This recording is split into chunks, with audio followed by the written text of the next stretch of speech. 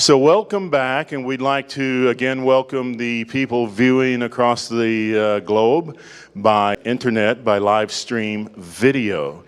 And so we have a wonderful presentation coming up, the second presentation of Dr. Robert Schoch. And what an amazing man, what an amazing work. Just prepare yourselves for another wonderful presentation on Easter Island. It is entitled Solar Outburst in the End of the Last Ice Age. So a warm Earthkeeper welcome for Dr. Robert Schoch. Thank you. Thank you very much. So a few of you did not make my first talk, and I know it's been very busy and some people came in late, that type of thing. But I will have this a standalone talk, even though I'm continuing some issues and sort of in the middle. I will review a few pertinent points from the first talk.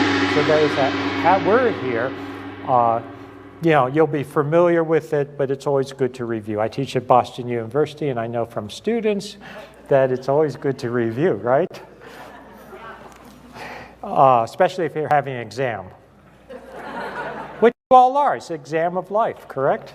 Yeah. Okay, so I want to talk about Easter Island. Easter Island is very special to me and Katie, my wife, for a couple of different reasons. We just love the island, but it's also been instrumental in the research. And if you've read my book, you know that it's special to us for another reason, and that is, in fact, we were married there. So, yeah, so it is very special to us. So we'll start by just having a little introduction to Easter Island.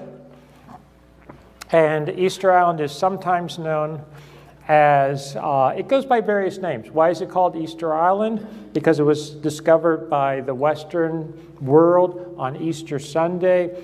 It's sometimes known as Tipita Tehenua, and that basically translates as the navel of the world. Or you can think of it as the beginning, the origin place. Now, lots of places think of themselves as the beginning or the origin, but in the case of Easter Island, I think this really does have significance, and we'll come to that. Easter Island is located in the South Pacific. It is sometimes referred to as the most remote inhabited location on Earth. It really is isolated. It's a tiny little island. This is as we were flying in on our first trip to Easter Island, looking at it from the airplane. It's about 2,000 kilometers from any other inhabited land, and the indigenous people were isolated, I believe, for effectively thousands of years on this tiny but beautiful island. The island became known to the Western world first when the Dutch explorer Jacob Roggeveen spotted it on Easter Sunday in 1722. So that's where we get the name Easter Island. And it is known, and this is a very early painting, known for the big heads and torsos, the Moai. That I'm sure everyone has seen pictures of Moai. If you haven't been to Easter Island yourself, that's what it's best known for. And these Moai circle the coast of Easter Island.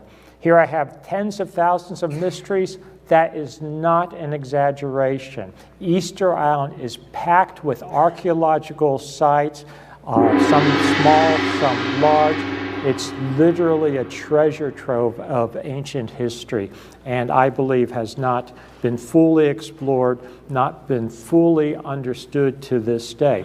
But just to give you a little sort of overview of the island for those that haven't been there. Has anyone been to, some of you have been to Easter Island, I know, because James was telling me that there was a trip there. But this is one of the complexes, the Ahu Tahi complex, and the Ahus are these bases, and on them the Moai. So this is some of the Moai on the Ahu, And something that a lot of people who have not been to Easter Island, they have a misconception. They think of the Moai as looking out to the ocean. No, their backs are to the ocean. They look inland. They look toward the center of the island, effectively. And they sit on these these ahus, which are artificially constructed, ancient artificial constructions. These Moai are actually incredible in terms of scale and size. The erected ones that stand on some of the ahus are up to 10 meters tall, 75 tons in weight. There's actually an unfinished Moai, I'll show you a picture of it later, that's still lying in the quarry, and it's 21 meters long and has an estimated weight of 250 tons. So, I mean, think about what they were doing, or what they had planned to do. Just some pictures to give you a sense of it. Really, I can't say this enough, it's just a gorgeous island. These are actually quite sophisticated. These are all ancient structures that were built to hold back the ocean, if you would, to stabilize the coast. More pictures.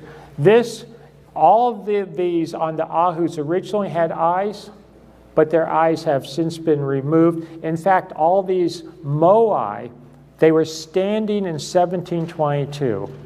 But between 1722 and the end of the 19th century, about 1900, they were all knocked down. What happened when the Europeans got there? Civil strife started to break up the island. What happens when Europeans meet indigenous people? You know, it usually goes downhill for the indigenous people. Diseases, there were slave raids on Easter Island, you know, where Europeans came and literally took huge proportions of the population. You know, at one point, the Easter Island population was down to 111 from an estimated maybe 6,000 or so. So, you know, horrible decimation of the people and their culture at the hands of the Westerners, the Europeans, basically. So it's a very sad story, the modern history of Easter Island. But since then, the Moai have been re-erected, and this is one of the examples where eyes were put back into the head. And if you look at the eyes, and I have looked at this very carefully because it ties in with the story, and the work I've been doing, which I'll get to, the eyes, do you see, they're actually looking up. So they're looking up toward the sky, and that's an important point to remember. This is Katie, my wife, who many of you have met already. And of course, well, I say of course, but I'll say it now. She took many of these photographs. I would say virtually all of them. Again, these Moai, and some of them have people called a hat or a top knot. People vary as to what the interpretation is, or is it symbolic? We can come back to that.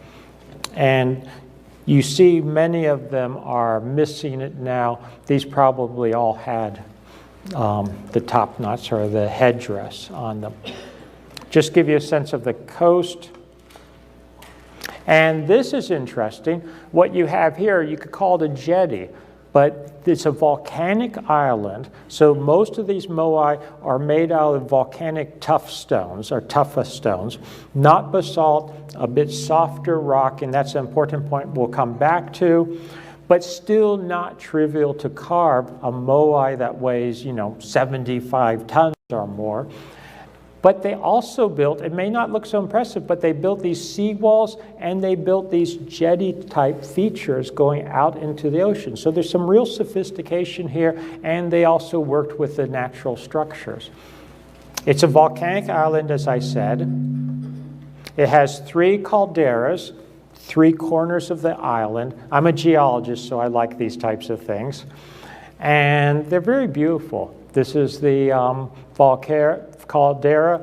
It is considered, quote, extinct volcano from a human perspective. What does that mean? It's been some thousands of years since it's erupted. From a geological perspective, as far as I'm concerned, you know, it could potentially erupt again. There's a couple more views of it, and there is Katie and I standing at the edge of this caldera. Here's another one of the ahus with the Moai. I show this one. This is one of the most impressive ones. There we're going up to it. This is an isolated Moai with myself for scale. It's a fairly small one, all things considered. And this is Tangariki. And to give you a little sense of it, look at them. We showed this picture to someone, and he asked, was it photoshopped? No, it's not photoshopped. And notice the two people on the lower left for scale. Actually, I'm that person right there. Can you tell? But really, you have to experience it. And yeah, it's just huge. And what were they doing this for? That's another question. Well, we'll come to that. And because most people take pictures from the front, this is what it looks like from behind. And aren't they cute? All lined up there. Here's a wedding shot. Yeah, this was our wedding day with the Moai. Now, where did these Moai come from? They were quarried. Most of the Moai that we know, as I said, they were coming out of the volcanic, it's a tufa rock. I won't get into a lot of geology, but it's the volcanic rock that's found there. This is really the major quarry for it. And do you see them all there? Do you see them sticking up? Those are the little heads. There's a number that are erected to this day right at the quarry. They're still at the quarry site, but they were put up. That more or less they were built or they were carved lying essentially on their backs, and then they were raised vertically. Do you see some of their heads popping up now? And this is one lying on his back. He wasn't fully quarried. He's left partially quarried. And we're going to get closer. And here we're in the quarry, and you can see, you can walk around here, and they're just all over the place. It's like a forest of Moai. And there's the front and the back of the same one. Katie and I standing in front of it. And here, notice the long ears. Do you see the long ears? Long extended ears. I think you can see it there too. This one's starting to fall over a little bit, but most of them are standing vertically, and they've remained vertical. That's actually another important point that I will get to. And look at this one. This is sort of unusual. It says reuse or a totem pole, but do you see how this is a body here? This was a head originally, and then that head seems to have been recarved as a body and another smaller head.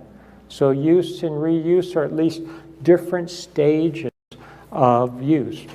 So let's talk about the interpretations a little bit, some of the work that's been done. Have people heard of Thor Heyerdahl? Yeah, I think so. Most people have heard of him, the late Thor Heyerdahl. He was a famous explorer, a famous discoverer, scientist, and he became very famous for reconstructing, for instance, transoceanic voyages. And he demonstrated how with, quote, primitive, and I would say it's not quite so primitive, technology, for instance, indigenous boats versus, what are generally called rafts, but they're not rafts in a primitive sense. He did the classic Kon-Tiki and traveled across the Pacific. He had the Ra and the Ra-2, which he was able to traverse the Atlantic. Those were reed boats, very much like the reed boats that we see that the Sumerians and the Egyptians had. And he demonstrated how these, quote, primitive vessels, in fact, were incredibly seaworthy, how these, quote, primitive people could use very advanced navigational techniques and cross the oceans. And that's something I've been very interested in for a number of years. I actually wrote a book some years ago called Voyages of the Pyramid Builders, where I talk about the evidence, including the evidence developed by Thor Heyerdahl, that in very ancient times, people were traveling around the world and passing on information, passing on physical goods in some case. But that's another story. But how does it tie in with Easter Island? Thor Heyerdahl was very interested in Easter Island to the point that in the 1950s, he actually went to Easter Island with his crew, with an expedition, and did a lot of research on Easter Island and remained interested in Easter Island as one of his research projects until his death in 2002. This is not Thor Heyerdahl, but this is one of his members of his staff and crew, and these are other members. This is on Easter Island. I don't know how he did this, but they found and excavated this Moai, which if you look at, doesn't that look different than the ones I showed you? It's very anomalous, but it's there on Easter Island. There's no question that it's a real Moai on Easter Island. They excavated it. It's right in the same quarry. You can now see it. These are photographs that Katie took of it, and it's very different. Remember I mentioned the long ears? Most of them are long ears. They're the heads, the torso standing erect with the arms and the hands down to the navel. Look at this guy. He has short ears, very different face, very, very different physique, and he's kneeling. He has legs. The classic Moai don't have legs below essentially the waist genital region. They're just torsos and heads with arms. So this is a very different anomalous Moai. There's another picture of it. And Thor Heyerdahl, and I agree, because when I saw it first, I said immediately the same thing, that this looks very similar to things that we find, for instance, in Tiwanaku and La Paz in Peru. That very, very similar iconography, very similar type of structure.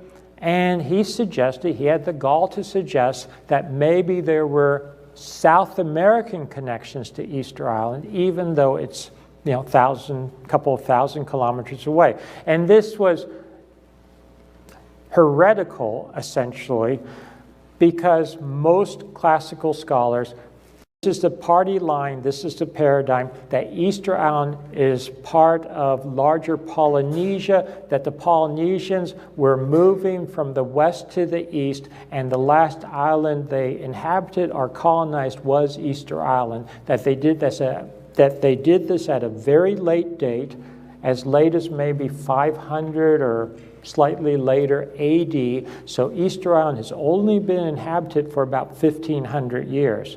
And I think that paradigm is wrong. That's the bottom line. And I'll show you more evidence for that. One of the aspects is that maybe there are not just connections to the west of Easter Island in Polynesia, but also maybe to the east with South America.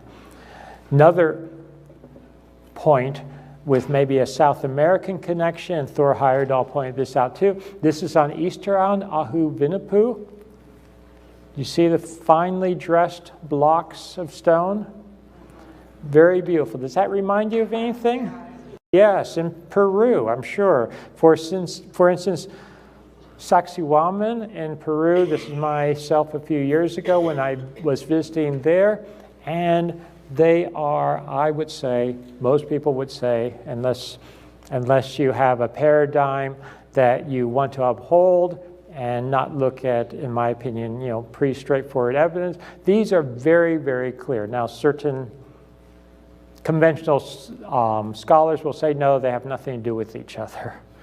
But I think stylistically, they're very similar when you combine this, for instance, with the kneeling Moai and other evidence I won't get into here. The very strong argument can be made that there are connections with South America. I'm not denying that there are connections to the West too. In fact, I'll say it right now, I wouldn't be surprised if Easter Island turned out to be a point of origin and there was spread from Easter Island both east and west and interchange interconnections at a very, very early age. Here is back to the quarry. Look at the size of that. Yeah, that's just the head. This is an unfinished one. Here we're discussing how they were carved and why they were carved. This is a former archaeologist and former governor of Easter Island. And I'm not don't want to make fun of anyone, but the classic explanation of why the Moai were carved on this little island is summarized in 2 words: busy work. Well, look, think about it. Isn't it logical? It was a small island, a lot of people on this island. You know, to keep everyone occupied and happy, they didn't have television, so you have to do something to, you know, so they said busy work, you know, carve these incredible statues and erect them, and when you're done, carve another one. That keeps everyone employed and occupied. And you know, they don't think about revolting against you if you're the chief or whatever. Now, that's a standard explanation, which, you know, really, in my opinion, is not very satisfying. You know, that's simply busy work. I don't think you go through this effort and spend that amount of time without there being some real significance behind it. Here's another picture, just a close-up. Look at this one. I have to point it out. Do you see the Moai there? Look at the scale, and part of it is buried underneath there, but it was, again, not completed, but this one, the best estimate is about 21 meters long and weighed, or if it had been completed, would have weighed about 250 tons. I mean, imagine that. So Easter Island, on Easter Island, okay, remember the Moai? This is a Moai with long ears. Most of them have long ears. There was a legend. There's an indigenous legend or tradition that Easter Island had 2 races on it. Maybe these were probably races that, you know, independent landings, you know, people coming to the island. But there were the giants, the so-called giants or long ears, and then there were the normal-sized people or the short ears. So 2 different, if you want to call it races or groups or ethnicities. Could this really have been the case? Of course, the standard traditional explanation is, guess what? No, that it's just, you know, sort of a myth. They weren't literally 2 races. There weren't literally giants on Easter Island. But we do have the Moai, the giant Moai with the long ears, and then a few anomalies like that little kneeling Moai.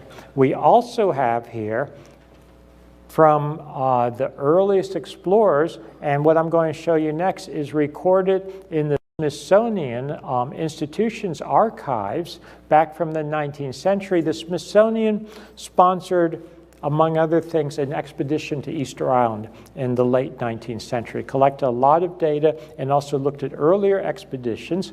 And one thing they noted, and this is from their archives, is that the Behrens, he was one of the early explorers. He was actually with Roggeveen when they first discovered the island in 1722, and he said very explicitly that some of the men on Easter Island at that time were 12 feet tall.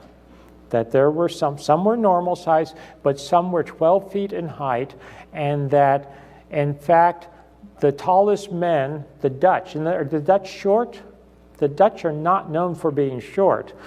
But some of the men on board the ship, some of the Europeans, could actually pass between the legs of these children of Goliath, as he called them, without bending their heads. Now, I asked one of the archaeologists working on Easter Island, what does he make of this story?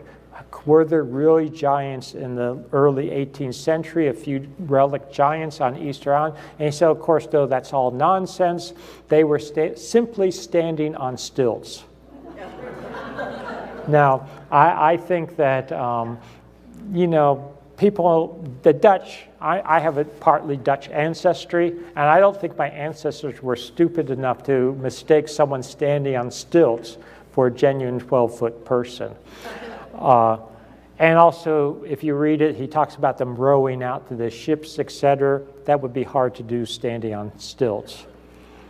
So could there be a relic population of giants that maybe survived? There are also reports, Katie and I talked to people who said, first-hand accounts, that they had seen giant bones in some of the caves on Easter Island. So I just put that out there as a possibility. We talked about giants. Other people have talked about giants earlier during the conference. I do want to point out that the Dutch not only spoke about giants on Easter Island, they spoke about something else that you've already heard about in one of the previous talks, and that is little people on very small islands in Indonesia, because the Dutch were trading in Indonesia, the Dutch East Indies, and they discussed in was now modern Indonesia, Java, and Sumatra, and the islands associated with it. They said that as they were trading with indigenous people, the indigenous people would talk about little people, which the Dutch did not see directly, but little people that lived up in the mountains would come down and sometimes raid the villages, steal the babies, that type of thing. And of course, the Dutch didn't really know what to make of this. Modern anthropologists and researchers have generally done what? Dismissed these stories as, again, nonsensical.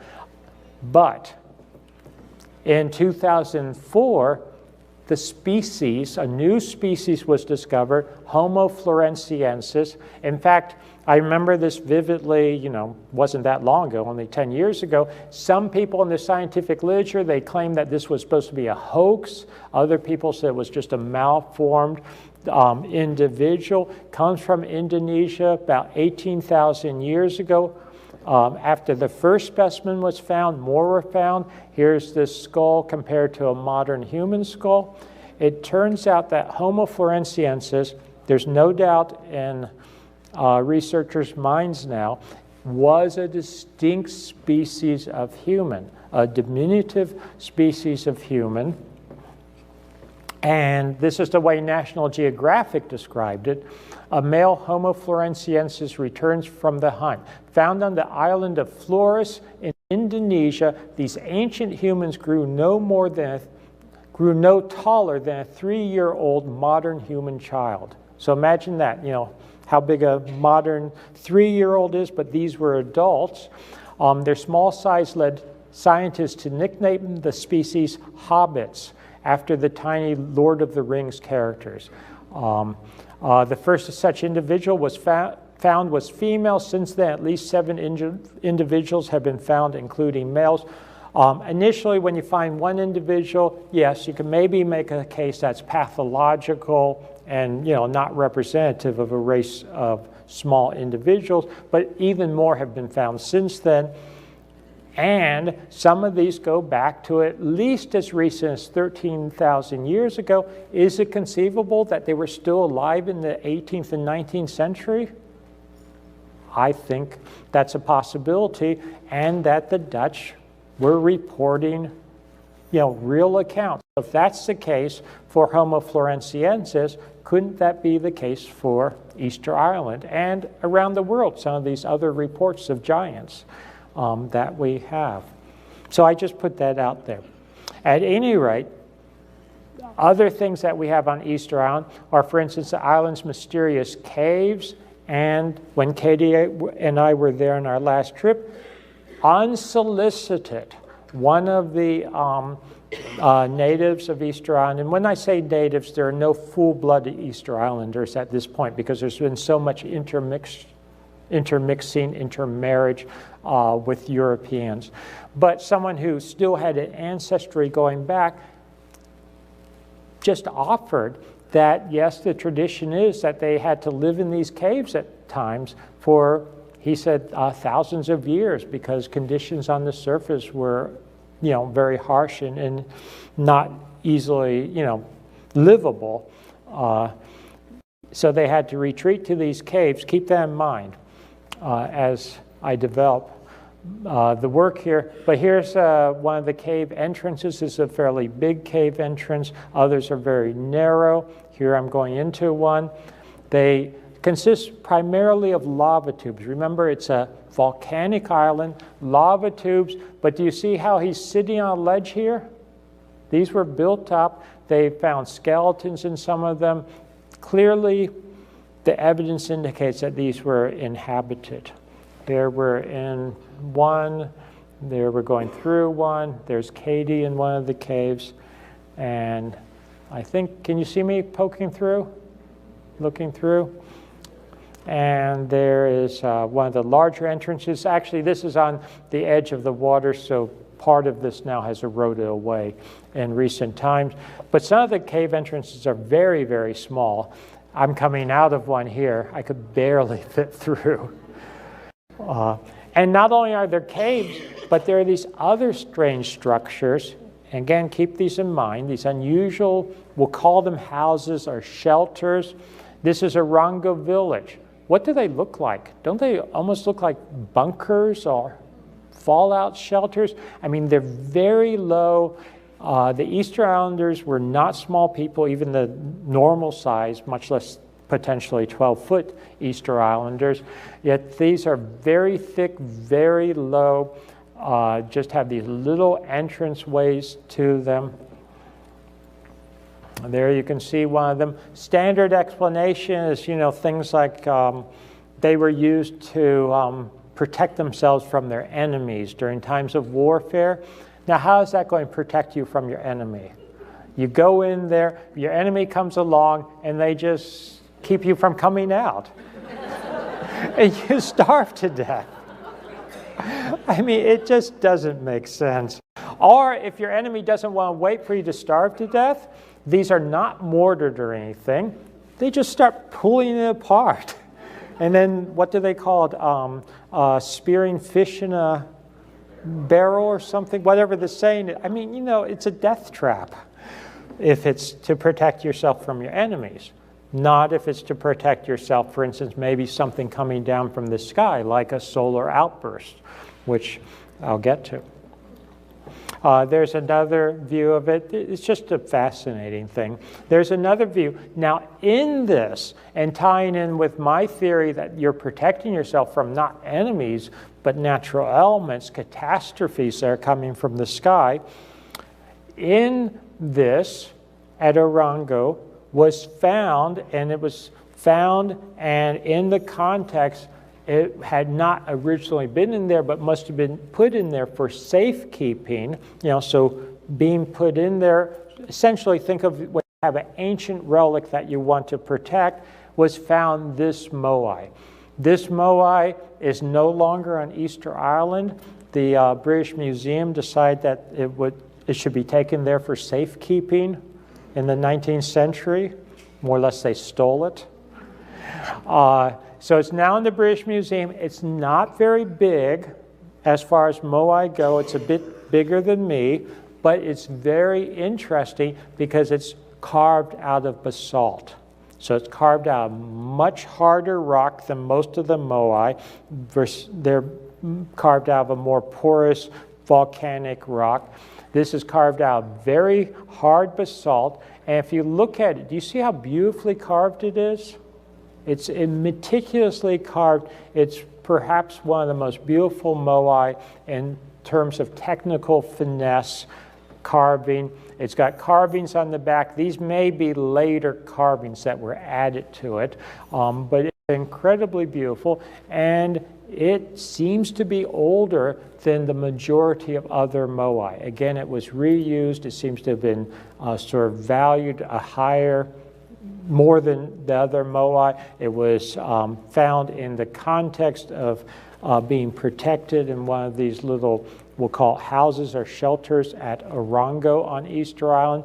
To get it out, the British had to pull the whole thing apart, the shelter around it, and, you know, take it out with a huge crew of men and took it back to the British Museum. Here is one in context. This is a pre-1924 photograph. And do you see the Moai there? He was reused. This is another basalt moai reused in an ahu, and they're missing now, but there would have been more big moai on top. But the fact that it's reused shows that he is older than the other moai. Again, these basalt moai, they're very rare, they're very well carved, and they're older than the other moai. Here's a really strange little basalt moai, referred to as female. You see her breasts? And look at her face, and what's going on here? Very, very strange. She's not that big. You'll see her with people for scale in a second, but she's very strange, I think very beautiful. She's now in the museum at Easter Island. She was found in 2 pieces at 2 different times. Her body was found in the sand at Anakina.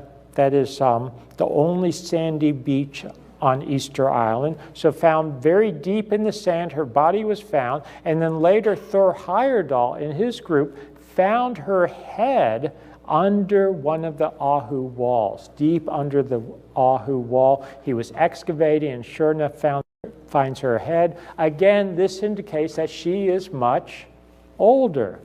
She's found very deep, found in context that indicates she's much older. So she was put back together and is now in the small museum, small but very beautiful quality exhibitions on Easter Island.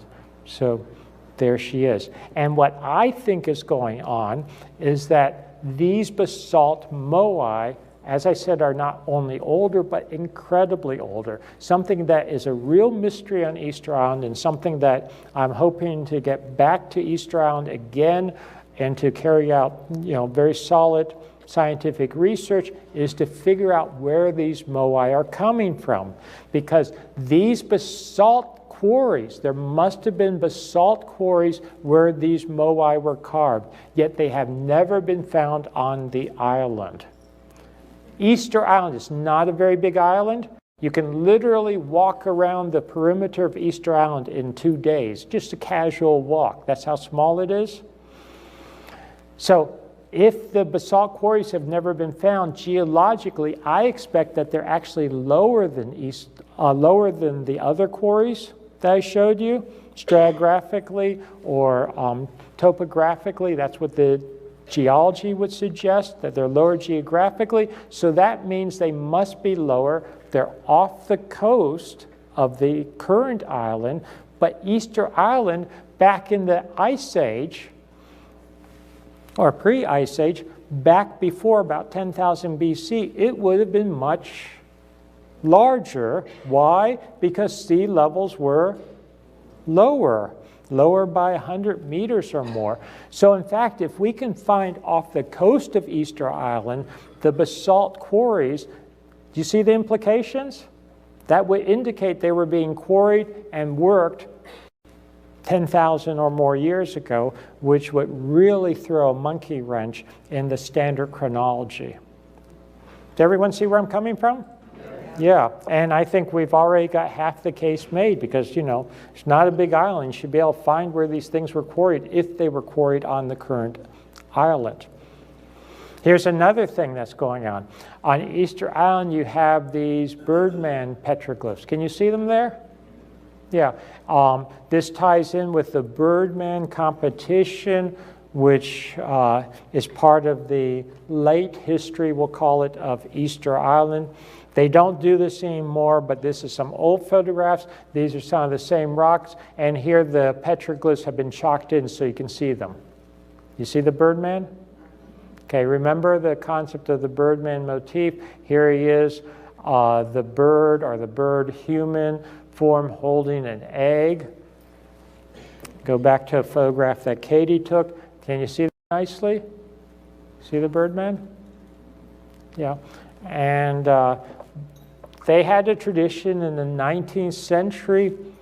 It lasted basically up until the time when the island was 100% Christianized in the mid-19th century, that they would have a competition where every year migratory birds would come to Easter Island. They would land and they would nest on this little islet, little mini island off the coast of Easter Island, these little islands.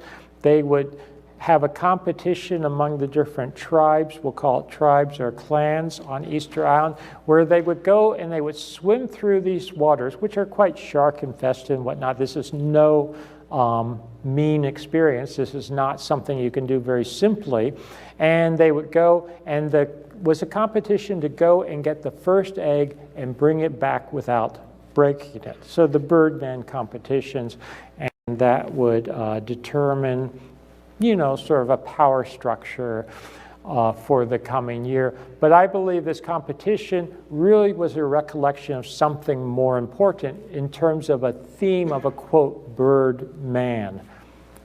Do we see Birdmen around the world in different cultures? Sure, you think of it in Egypt, you think of it around the world, and we'll come back to that. Here's another picture of one of the Birdmen, or a petroglyph.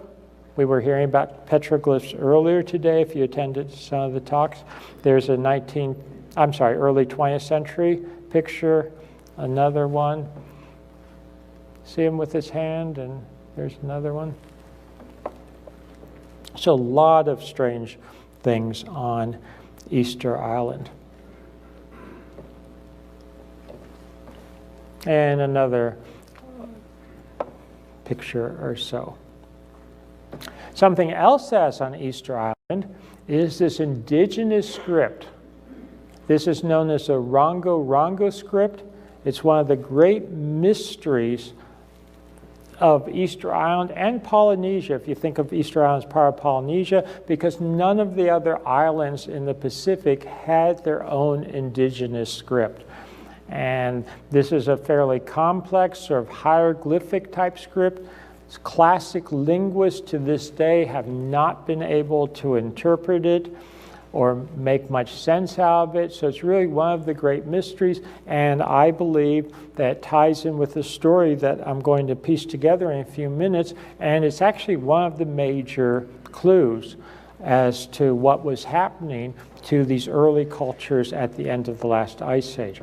So these are Rongorongo tablets. They're carved on wood.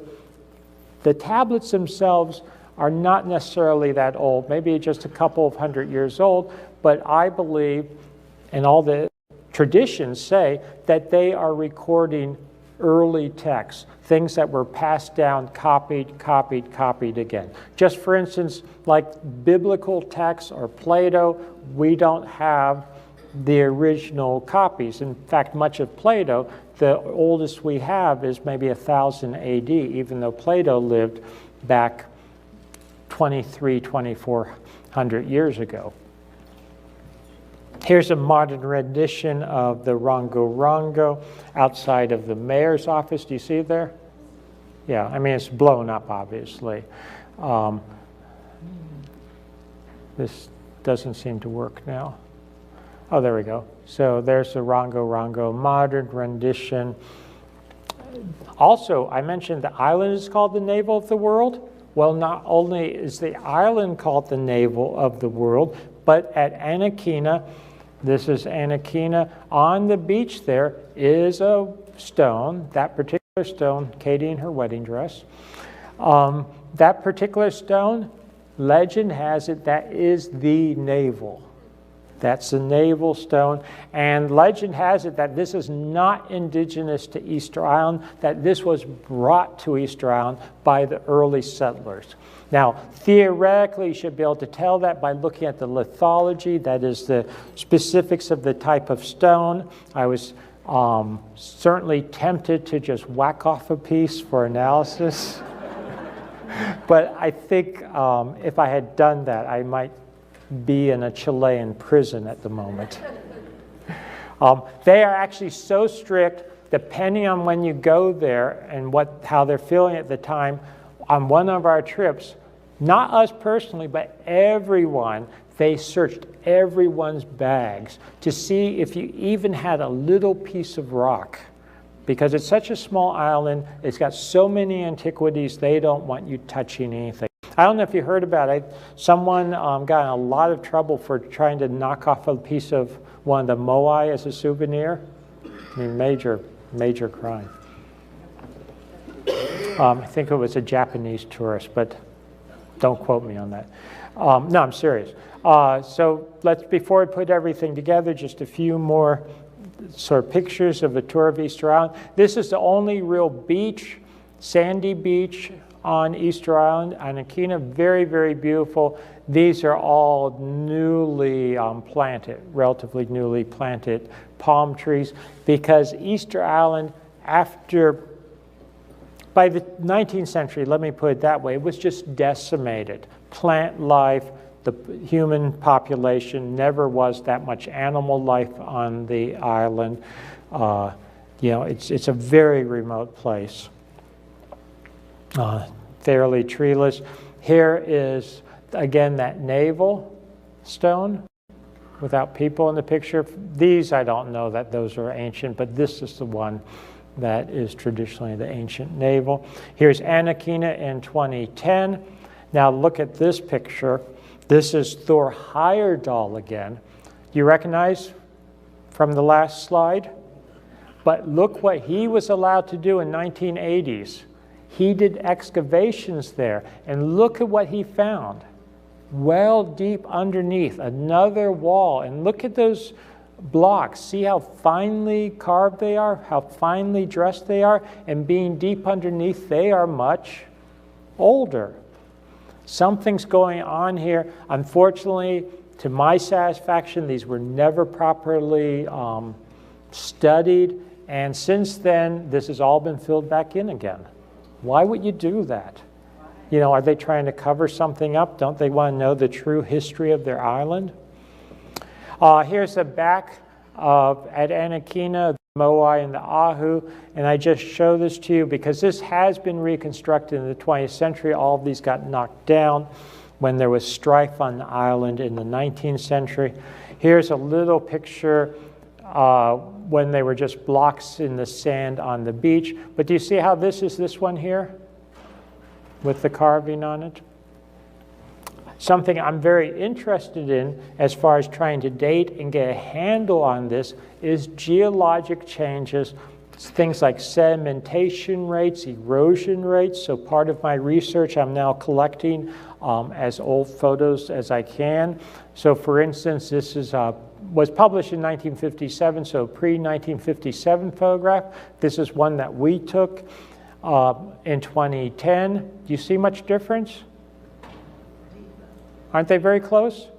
Yeah, more or less. It's not a situation where we're building up a lot of sediment, and the last was that 53 years, that type of thing. It's been very stable. Here is a pre-1924 photograph. Do you see the navel there? Versus 2010. And again, I'm analyzing things like this for any changes. Katie sometimes says, why do I take so many pictures? Because I take a lot of pictures. She takes the good pictures, but I just take pictures. So I'm taking pictures like crazy out the window as we're driving by things. And one picture I caught was of this hill on Easter Island. And then later, going through archives, I found this from 1946. Do you see that's the same hill? And this allows me now to analyze erosion rates from 1946 to 2010, and bottom line is there's virtually no change. These are slightly different angles, so you take that into account, virtually no change. So it's very, very stable. And this is important geologically because you look at something like this. Okay, this is a Moai. Do you see them there? A lot of these guys have been buried up to their chins, up to their shoulders, their chins, their necks, in sand, sediment, I should say. When you excavate them, this was excavated around World War I period, early 20th century. You excavate them, and they have full torsos and arms. This one was excavated by Thor Heyerdahl. He got permission to do that. Look how deep it is. How much sediment built up. That does not happen overnight. That, I would contend, does not happen in a mere 1,500 years. you're talking thousands and thousands of years, I believe, by natural sedimentation rates. And I've looked at this closely. I don't believe for a second that they were digging holes and just dumping them into holes, you know, and then burying them again. Unless, well, I guess if you buy the busy work argument, that would make it really busy work. But what I think we have here, as I'm piecing it together geologically, is a real discrepancy with the standard story. I think we already have very strong evidence that Easter Island, like many of these other sites, it goes back to a much earlier period. Now, yes, some of the Ahus and Moai were reworked. Some of them are later, but I'm talking the origins of the tradition. The origins of people being on the island go back much more than simply, say, 500 AD. I'm talking thousands of years, maybe even back to, if you heard my discussion yesterday, Gobekli Tepe times and Sphinx times. So this is part of the bigger story. Just to refresh your memory, if you were here yesterday or if you missed my talk yesterday, I'm going to refresh you for a few seconds and then I'm going to move on. So the standard paradigm, and I learned this as a graduate student and an undergraduate student, but even at Yale, where I got my PhD in geology and geophysics, we were still imbued with the standard paradigm, much of which owes itself to V. Gordon Childe. He espoused the standard paradigm, popularized it, of the origins of species. And as I pointed out yesterday, the standard paradigm is that you go through these fundamental evolutionary stages. You start out as savages, hunters, gatherers, then you sort of evolve toward barbarism in a technical sense, early cultivation, agriculture. The Easter Islanders, as far as most people are concerned, in the popular mind, and when I say popular mind, even the archaeologists, well, they were sort of, maybe they weren't really savages. They were certainly had agriculture and cultivation, but they were basically barbarians, if you would. In a technical sense, they just had little villages. Maybe they were just slowly getting to the point of civilization. Some archaeologists, for instance, dismissed the Rongorongo. They say that's not even Easter Island writing. They say that was like little kids in kindergarten. If you have a little child and they see adults writing, then they try to imitate it. That's the archaeological explanation in some cases. Some archaeologists, some historians say, well, there's no real evidence that the Easter Islanders had any writing before they saw Europeans writing. So they treat them like little kids. Oh, they saw the Europeans, having writing, so they tried to make up writing after that. Some say that, just decorative carving. And going back, one point here is that according to the standard explanation, civilization first arises in Mesopotamia about 3500 BC, does not go any further back. As I discussed yesterday, this is not the standard story. Plato talked about world ages. We've talked about Atlantis here at this conference. There's a long tradition that there were ages before the last round of civilization. There was civilization or civilizations before the last round of civilization. And my early work on the Sphinx denied the standard dating, or did not hold up the standard dating. The standard dating is 3500 BC for the rise of civilization, that the Sphinx was first carved in 2500 BC. As I mentioned yesterday, I first went and worked on these types of issues as a geologist in 1990. That's where the standard paradigm, which is still held by most historians and archaeologists, started to break for me. When I went to study the Sphinx in 1990 with John Anthony West, whom some of you know of. He wrote books like The Serpent in the Sky. One of the, I would say, great early people in now what I'll call this field of alternative work. And the bottom line again, to review a little bit, is that the Sphinx shows evidence of water erosion even though it sits on the edge of the Sahara Desert. And this indicates that it must go back to an earlier period. So we'll tie this back to Easter Island in a second. But again, for those that weren't here, the wind causes scouring of the rock layers. You think of these rocks as sort of like a layer cake, and you get very different erosion from wind than you do with water. And the bottom line is that this put the Sphinx back to an earlier period, pre-civilization. We did seismic work on this, conducted seismic testing, and that too confirmed that the Sphinx goes back to an earlier period based on the quantification I could do, the calibration of the seismic work. And also, a lot of people found this interesting, I think, or when I talk about this, a lot of people do, that possibly the Sphinx was originally a lion and may have actually go back to the age of Leo. It may go back to the age of Leo. Seems to be emerging from the bedrock. The seismic indicated that initially the rump area was connected to the bedrock, and it seemed to be emerging from the bedrock. And if you take this line of evidence, the Sphinx itself maybe goes back 11,000 or more years to the age of Leo. So again, those were things I talked about yesterday. I don't want to dwell on that now, but just to give background information. So Great Sphinx goes back, and people questioned, well, you know, I was heavily criticized in the early 1990s. And as I mentioned yesterday, we now have a new site in Turkey, in southeastern Turkey. That's Gobekli Tepe, that since 1995 has been excavated by Dr. Klaus Schmidt.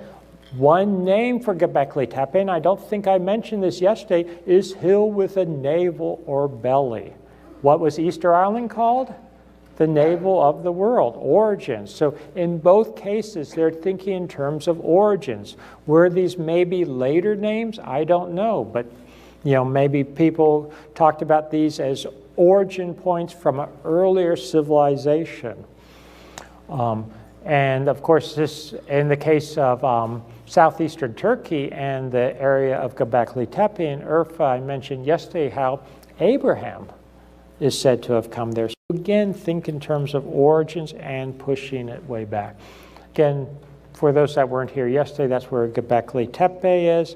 And Gobekli Tepe goes back to a very early period, pushing the edge of the last, and you know, pushing into the end of the last ice age. Just a few pictures of Gobekli Tepe for those that missed it.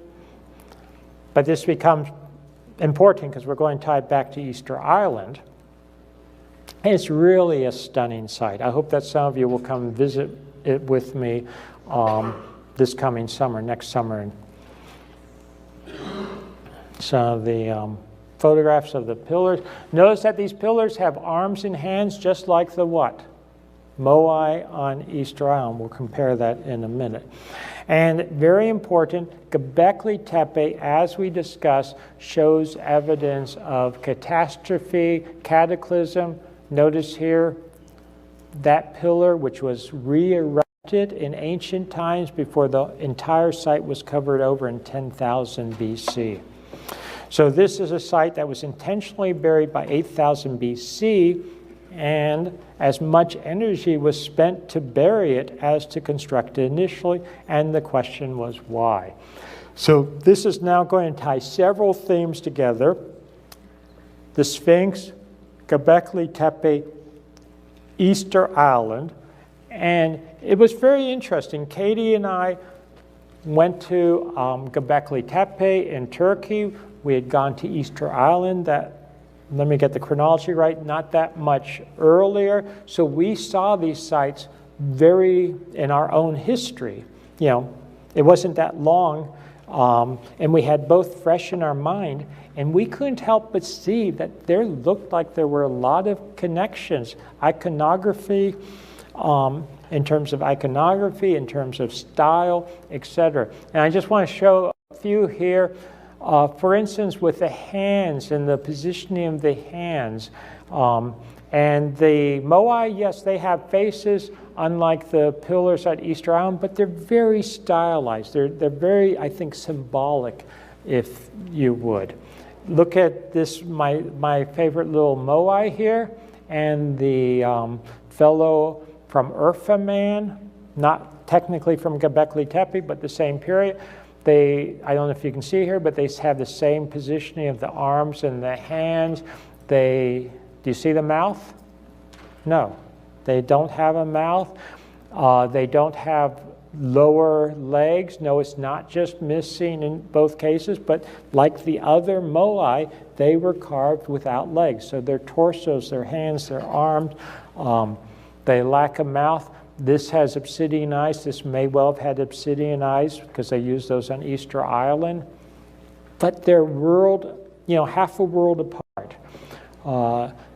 You have a tradition on Easter Island. These are carved out of wood. These are known as Moai Kava Kava. They're, carvings from wood on Easter Island. Look what you have in Turkey. This happens to be stone because that's what survived. They may have had wooden ones too. But again, I was seeing all these similarities. I throw these out just for your consideration. How about the Easter Island Moai? Remember these top knots or hats? Couldn't help but think of them when we saw the Sufis, the whirling dervishes, and their very distinctive cap. Now, something interesting about the Sufi tradition. Do you know how far back the Sufis claim their tradition goes? They're talking in terms of 20,000 to 30,000 or more years. They claim that their tradition goes back well back into what geologically would be the Ice Age. That they have a very long tradition, that they are not, yes, they sort of adopted Islam, or Islam adopted them. If you know anything about the Sufis, many other Islamic sects, they have persecuted them. They've seen them as non-Islamic, but they themselves claim a tradition that goes back literally tens of thousands of years. Here we have, remember I was talking about the Birdman? Arguably, you have Birdman, not just birds, at Gobekli Tepe. It's been suggested some of these bird-type figures are actually shamanistic, if we could use that term, that they're humans with bird heads. You have these bird motifs on the Rongorongo. And here we have the Rongorongo tablet. This is detail from the Rongorongo tablet. And here are, I would argue, stylistically very similar types of figures from Turkey near Gobekli Tepe, again going back to the very, very early period. So what is going on here? How do we tie all of this together? We have to consider the end of the last ice age. Gobekli Tepe, definitely, there's no doubt about it, archaeologically at this point, goes back to the end of the last ice age. I've made the case that the Sphinx, the core body of the Sphinx, the oldest portion, goes back to that period. I believe that as we get more data, that the origins of Easter Island may go back to this remote period. So let's talk about the end of the last ice age for a few minutes. And this is something that I think will dovetail with some of the other presentations we've heard this weekend. End of the last ice age. Technically, I'm a geologist, and I would say technically, based on the best data, which is just within the last few years, end of the last ice age, we can date quite precisely to about 9700 BC. That is Gobekli Tepe time, literally. At that point, there's an incredible warming period. Literally, we snap out of the last ice age, but before that, 1200 years before that, there is a cold snap, and the period from 10,900 BC to 9700 BC is known as the Younger Dryas. So that's the Younger Dryas period, and I don't want to bog you down with a lot of details, but some of these details are important because people get confused about them. And I'm not saying just popular audiences, but scientists get confused about them. So everyone knows that we had the last ice age. This was the At the height of the last ice age, just some diagrams showing how there was literally snow and ice cover at high latitudes. Sea levels were lower, and this is the modern world without the ice. So major changes. And at the end of the last ice age, this would be the height of the last ice age, say about 20,000 years ago. Things started to warm up. So this is increasing temperature. But then there was this cold snap. So this is the Younger Dryas, when you have this cold snap. And then about 9700 BC, all of a sudden, really dramatic warming. And this dramatic warming is literally like that from a geological point of view. And when I was a graduate student, we said it was a dramatic warming that happened very, very quickly, but we were thinking maybe hundreds of years or 1,000 years. Now, the best evidence, and don't try to read this because I'm just putting it up to show that's good evidence. This is actually in Science, was published in Science, one of the major scientific journals. If you heard my talk yesterday, what was the organization that was persecuting me? American Association for the Advancement of Science, that publishes Science magazine, Science journal. So maybe they're coming around now. Or at least they're publishing things that support my position. And here, right here, it says that the end of the last ice age, this dramatic switch in temperature, happened within 1 to 3 years. Yes, 1 to 3 years. And it turns out that it's simply, when you look at the data, you can't resolve it any smaller than that. It could have literally been overnight, and we wouldn't be able to tell that was overnight versus 3 years, 1 to 3 years, just because of the resolution of the geologic data.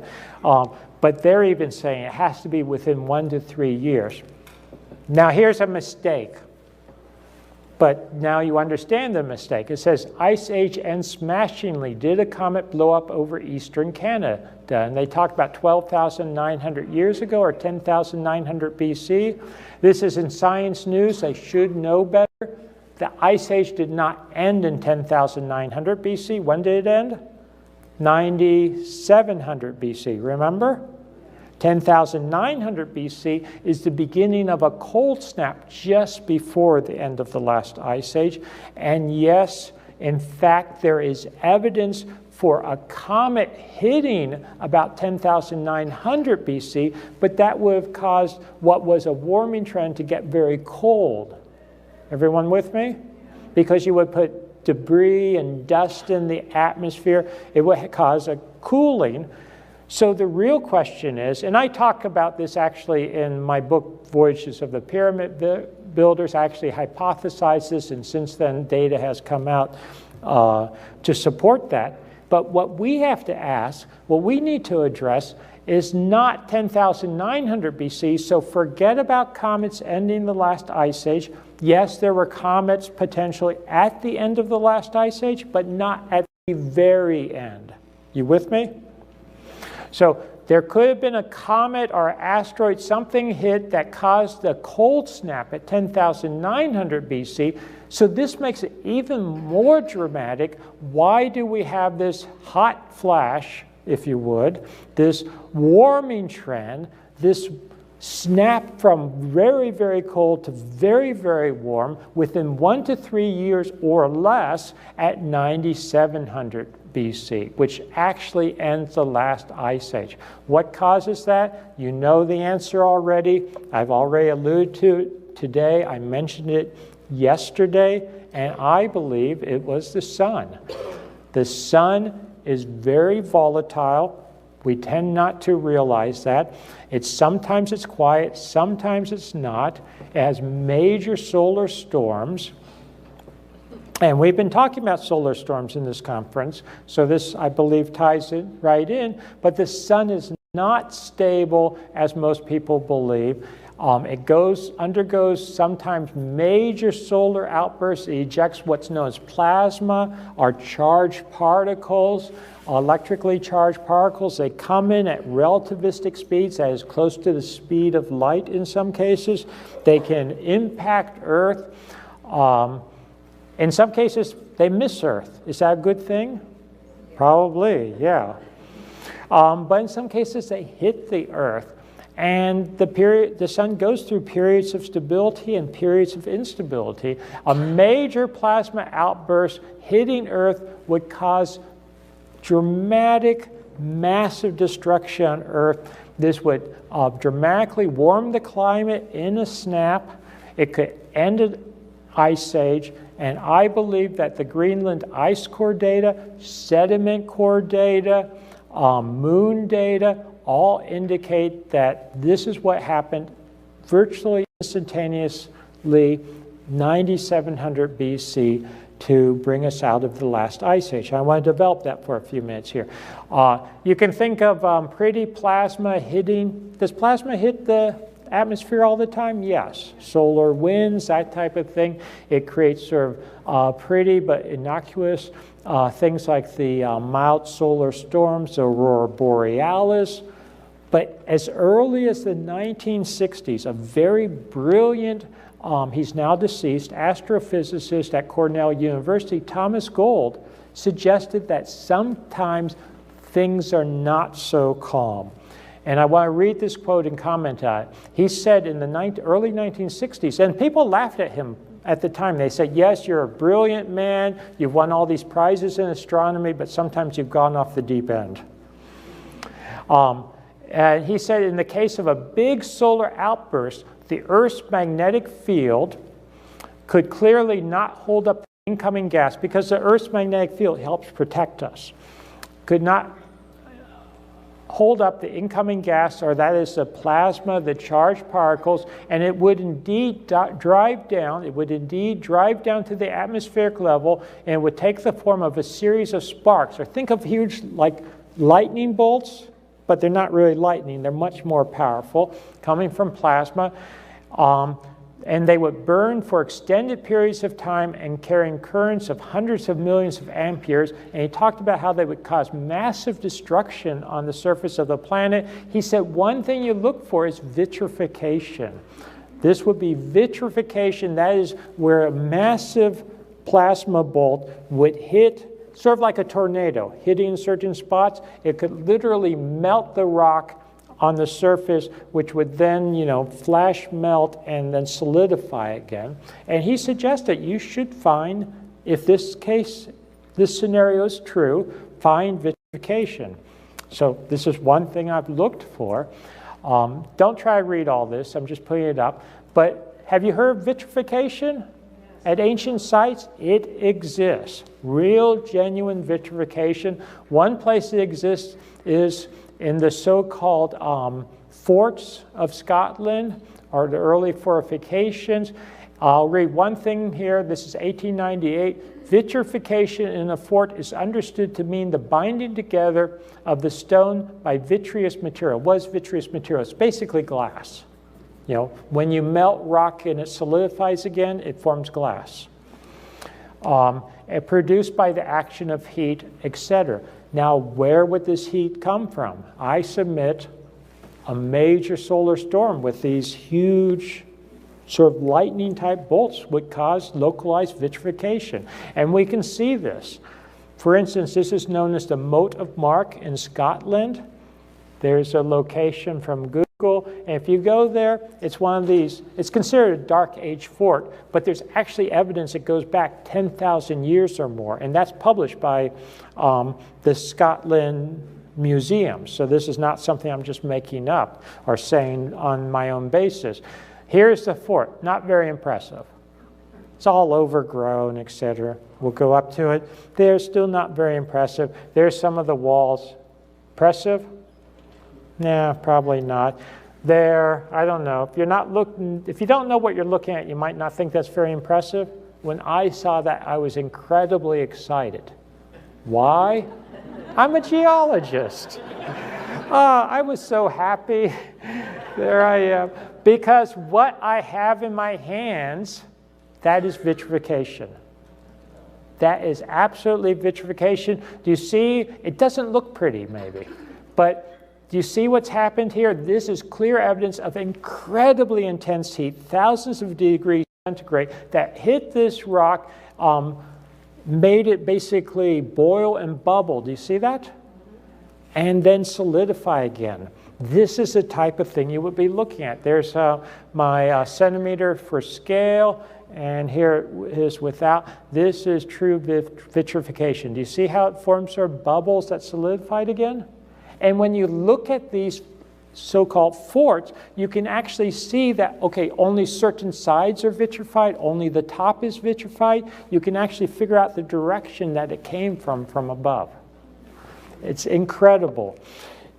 So I submit that these ice cores, the sediment cores, ancient vitrification, all of this is additional evidence for a solar outburst at the end of the last ice age, about 10,000 BC, roughly, 9,700 BC precisely. Plus there's more evidence, and this brings us back in a few minutes to Easter Island. There's the petroglyphs. We heard about some petroglyphs earlier today. Very, very interesting. There's lots of different petroglyphs. There's modern petroglyphs. There's ancient petroglyphs. And then there are really ancient petroglyphs that go back, I would contend, 12,000 years. Someone who has studied these petroglyphs in great detail is a colleague. I first met him, I believe, at a conference in the year 2000. His name is Anthony Perrott, Dr. Anthony Perrott. He's a plasma physicist. That's what his PhD is in. He studies plasma discharges from the sun, from other stars, between planets. Here's just a picture of plasma. Have you ever seen plasma? Absolutely, you've seen plasma. A candle technically is plasma, burning. Plasma fluorescent tubes, lights, that's technically plasma. But we're talking really highly charged, balls of plasma coming off a sun or a star. That's what he studies. He found in his studies that plasma, very intense plasma outbursts, take on certain forms. They take on forms that look like this. They look like what? Doesn't that sort of look like a person? Yeah. And he, just as a hobby, started looking at petroglyphs, and lo and behold, he found that these ancient petroglyphs, not all petroglyphs, but these very ancient class of petroglyphs, sure looks like the plasma formations he'd been studying for decades. They're taking on the same shapes. And one thing I'll point out, for instance, doesn't it sort of look like a little man? Stick figure, but it has these weird things on the sides of its body. People don't normally have that, I guess, unless they're, I don't know, they carry their donuts with them. And, they don't necessarily have genitalia that long, or I don't want to be vulgar. But you can think of the northern southern lights, and if they were much more intense by orders of magnitude from plasma hitting, they would take on these forms. I talk about in Forgotten Civilization, I won't go into detail now, but there was something known as the Carrington event in 1859 when a small coronal mass ejection, a ball of plasma, hit Earth. So this was 1859, and people talked about seeing stick figures like this dancing in the sky. Yeah, just what he's talking about. So we have this, and he started looking for this. So he said, not just in Arizona, not just around Los Alamos, but he and his colleagues started looking around the world, and they have found similar types of figures in over 130 countries. And they all take on these diagnostic, distinctive forms. So again, this is one of the classic ones. It looks like a human with little balls on the side or little forms on the side. Here are some of his major forms.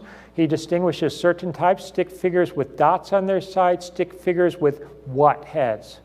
Bird heads, bird-headed men. Common theme, we saw that at Easter Island, you see that around the world. I started my work on ancient cultures, as you know, in Egypt. What's one of the common motifs? Bird-headed men. Horus, the falcon, but often takes a human body with a falcon's head, or the ibis head on a human body, etc. You've seen examples of that just today. Does it go back to something like this? Are the cascading donut-like cylindrical shapes? So these very distinctive features, and you find them around the world. Here's some examples from Dr. Perrott, everywhere from Arizona, where we are, to Spain and Saudi Arabia, all kinds of weird versions. But again, you get certain distinctive features, as he points out, like these dots on the sides, or extra pairs of arms, that type of thing, which all, in his interpretation, and I agree with him, would be what you would see if you were looking at plasma in the sky. So to be clear, he's not saying that the plasma came down and engraved this on the rocks. People were looking at the sky and drawing what they saw in these tumultuous times when the plasma was occurring.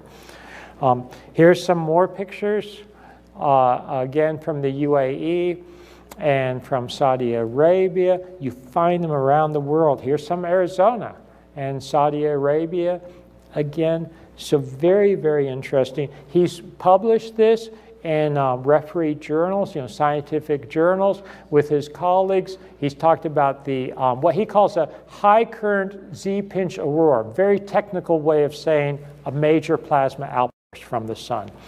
And he's talked about how the plasma would come in from the sun. It would come in certain directions. He has been able to map these directions, how it would come in, how it would flow in, and lo and behold, among other things, he has actually looked, as we have, at Easter Island and pointed out that a lot of the petroglyphs on Easter Island are oriented the correct way for people to have been looking up in the sky and seeing things in the sky and then drawing them, if that makes sense.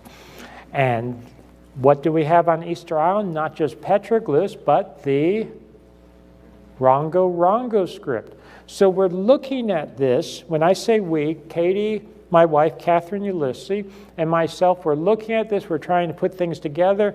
She, and I give her credit for this, she pointed out to me that we're puzzling over the Rongorongo, but when you start looking at these, they sure look like the plasma petroglyphs.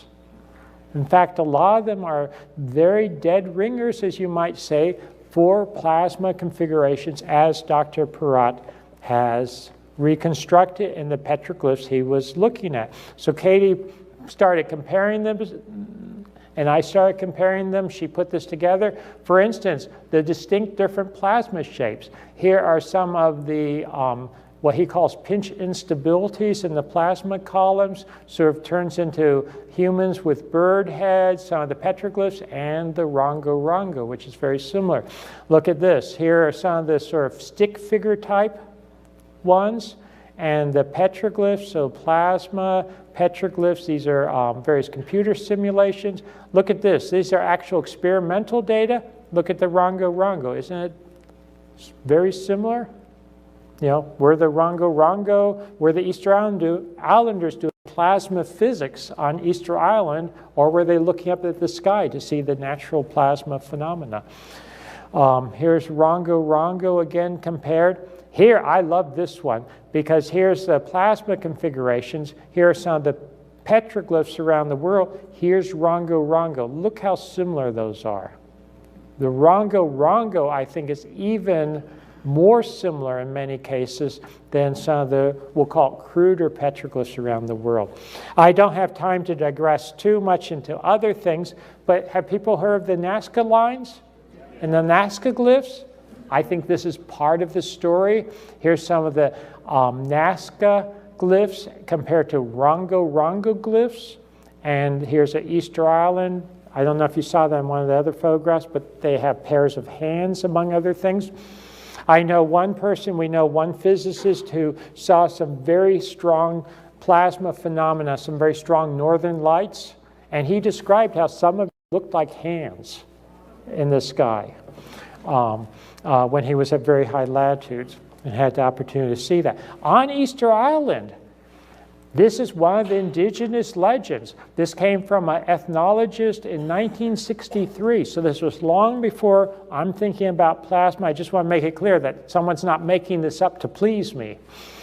And he recorded that one of the indigenous names for Easter Island was not just the navel of the world, but Matakaterani, I can't pronounce it, which translates as eyes gazing at the sky. Remember I talked about the Moai looking up? Gazing at the sky. And one of their legends in translation is in the days of Rongorongo, that was one of the kings, legendary kings or founders, the sky fell from above onto the earth. I can interpret that. I think a valid interpretation is that is plasma coming down. You know, something's coming down from the sky. The people cried out, the sky has fallen in the days of King Rongorongo. He took hold. He waited a given time. He's a politician, right? The sky returned. It went away and it stayed up there. And I'm sure he took credit for, you know, fixing the problem. But think about it. I think these guys were looking up at the sky for good reason. I think this is part of, you know, why they were important. Maybe a warning, maybe, you know, commemorating something, you know, that they went through. I believe that this is what we see in the Rongorongo. So were they looking at something very severe? Again, this is just to give you a feel for it. This is modern aurora borealis, but it would have been much more than that. Getting back to Perrott and his colleagues. Again, they published on this. This is one of their papers. Evidence for an intense solar outburst in prehistory. I agree. Lots of evidence for intense solar outbursts.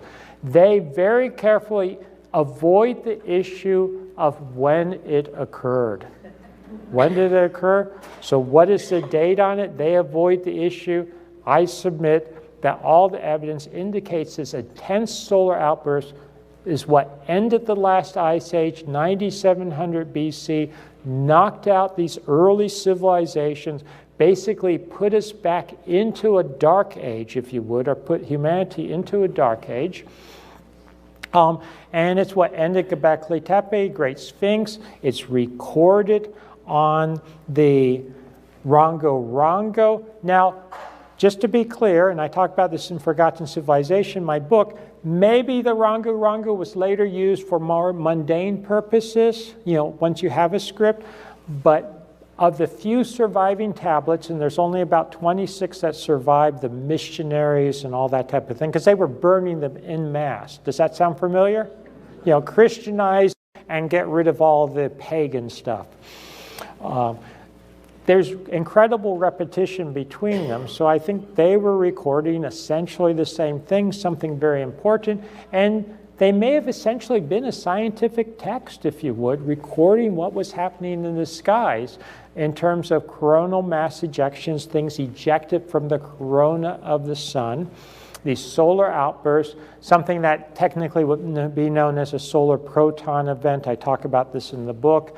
And orders of magnitude above anything which has occurred in recent history. The biggest one being the Carrington event, a major solar outburst in 1859. We say major, but it would have been very minor from an astrophysical point of view. As a side note, at that time in 1859, there wasn't much in the way of electronics or electricity, but there were telegraph lines. They were absolutely fried. If we had a Carrington event today, we wouldn't be talking right now. All the electricity would go out, communications would go down. It would be very, very severe. So I think this major solar outburst ended the last ice age. It would have melted the glaciers, it would have raised sea levels, it would have set off cataclysmic changes, and you know, it would have been an incredible situation. And it probably caused the water that you know, could have eroded the Sphinx. You have had major precipitation as you melted glaciers, you evaporated water from oceans and lakes, and it has to come down again. So there would have been floods and deluges. You've came back to this, our timeline. So I think this is what ended it. Came back to things like Gobekli Tepe. They covered it over. Why did they cover it over? Why were they trying to protect it? I think because because of these cataclysms that were going on at the end of the last ice age.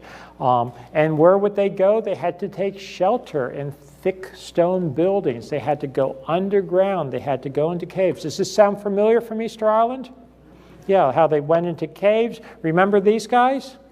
These shelters. And even if some of these are later, think about what did we do during the Cold War, and I'm afraid we may be going back into a Cold War. People had bunkers in their backyards.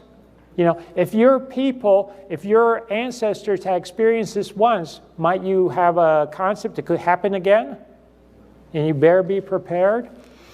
So even if some of these are proven to be a bit later, I think, you know, it's part of the memory. And we have around the world a tradition of going underground at a very early period. A lot of archaeologists, standard archaeologists have asked, why do these ancient sites, why did they spend this time to carve and to go deep underground? It makes no sense.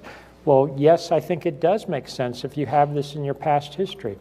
I mentioned Cappadocia, I think yesterday, where you have literal underground cities, carving in the rocks. If you come with me, we'll go into one of them. This is Kamakali, and you go underground. This is the modern entrance to it.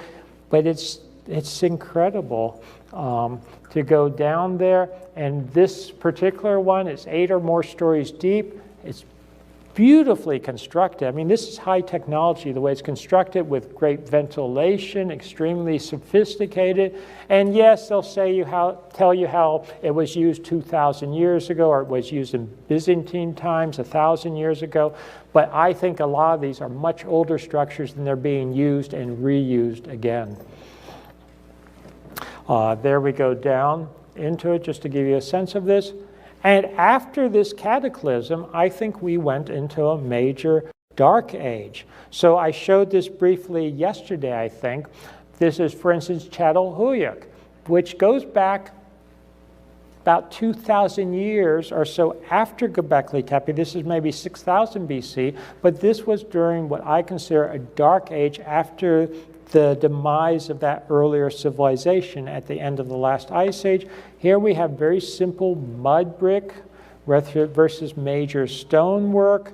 So civilization seems to be in a major decline.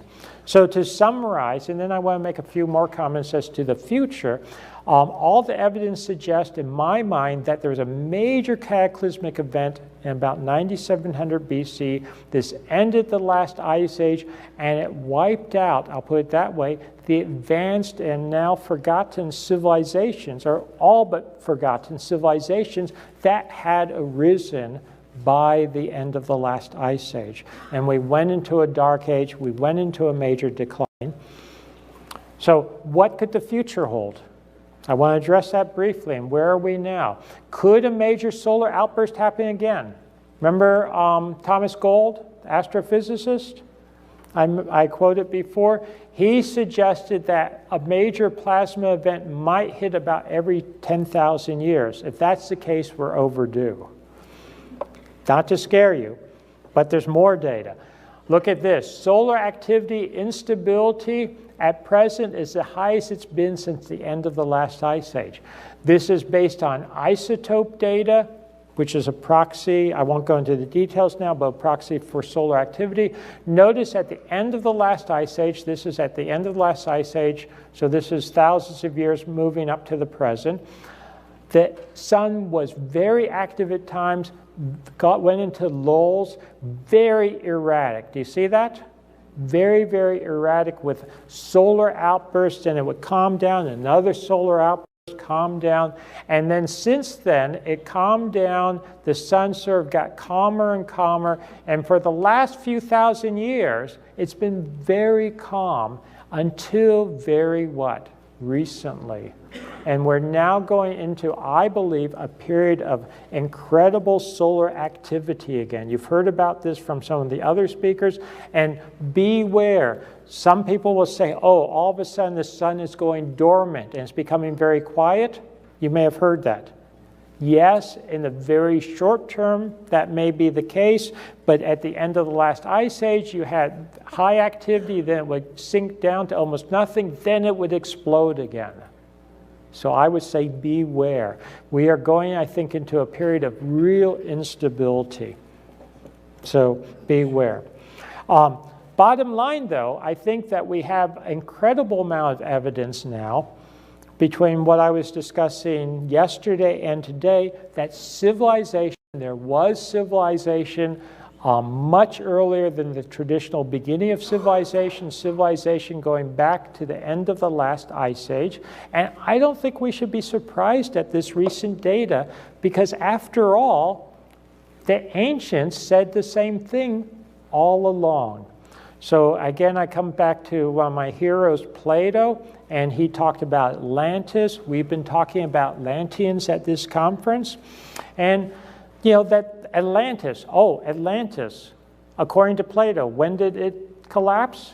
He says about 9600 BC. I'll give him 100 years. That is essentially the end of the last ice age. I think the timing could, you know, it's almost exact. You know, he talked in rough terms, and when you turn those rough terms into our calendar, you get 9600 BC compared to 9700 BC based on the most recent geological data. A lot of people actually will still talk about 9500 BC for the end of the last ice age, although the best data now, I think, pushes it back a couple of years. But what do we have here? There's ancient traditions of cycles of civilization, not just Atlantis, but earlier cycles of civilization.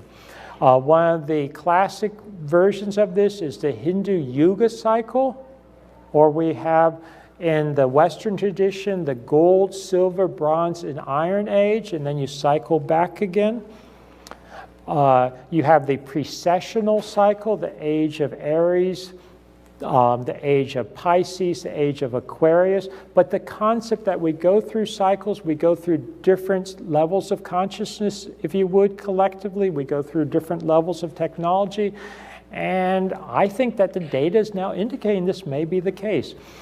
Back at the end of the last ice age, arguably before the end, we're in a golden age. Some people will argue that was a golden age, that then we went into a decline, that for the last some thousands of years, we may have been going through a descending cycle. If you think of the Yuga cycle, and we're starting to, I hope, ascend now. We're starting to come back out of it and come back up to it. But I think there's still going to be rough times, there's going to be tough times. And just a few more quick comments, because I think it ties in with other people's work. Different levels of consciousness. The ancients talked about different levels of consciousness dominating different ages. And I think these are tied in with real changes on Earth. And a lot of this ties in with things we've been talking about, like electromagnetic radiation. So we have electromagnetic radiation in the Earth's atmosphere bouncing around between the ground and the ionosphere. You can think of this as energy waves or radio waves, instigated in large part by the sun and energy coming in. One of the primary ones you've heard about are the what? The Schumann resonances. Sometimes these are very extremely long wavelength, extremely low frequency, or ELF waves that resonate around the Earth. We are naturally attuned to them. Some people talk about this as the heartbeat of the Earth, the fundamental heartbeat of the Earth. I think many of you are familiar with them. They have various frequencies. Classic Schumann resonances are things like 7.8 or so hertz cycles per second, 14, 21, 26. And lo and behold, this is not coincidental, we've heard a little bit about brain waves in earlier talks. So you have your alpha waves and your beta waves and your theta waves and your delta waves. And these tie in terms of frequency with, guess what?